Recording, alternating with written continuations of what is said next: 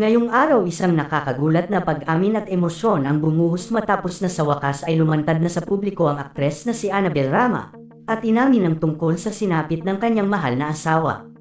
Isang ang nakakagulat na pag-amin mula kay Annabel ang aminin ang sinapit ng aktor na si Eddie Gutierrez.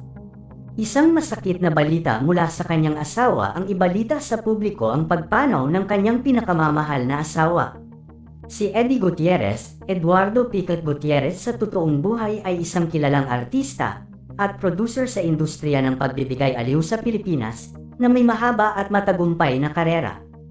Ipinanganak si Eddie noong January 23, 1942. Nagsimula siya sa mundo ng showbiz noong dekada 1950 at lumabas na sa daan-daang pelikula at serye sa telebisyon sa iba't ibang uri ng genre tulad ng drama, aksyon, at komedya.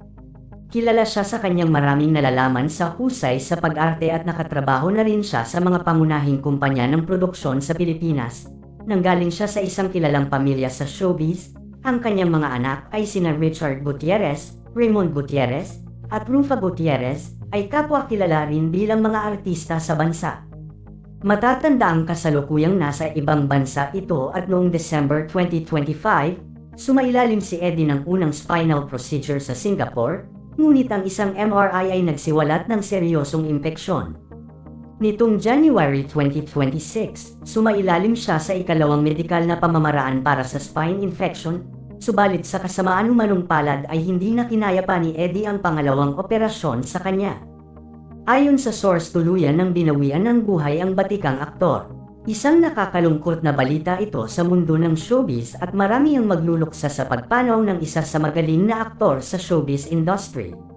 Sa ngayon hindi pa naiuwi ng bansa ang katawan ni Eddie, ngunit ayon sa balita ay sa iuwi na ng Pilipinas si Eddie sa lalong madaling panahon upang bigyan ng maayos at tahimik na libing. Ito din umano ay isa sa mga huling habili ng aktor bago pa man siya tuluyang pumanaw.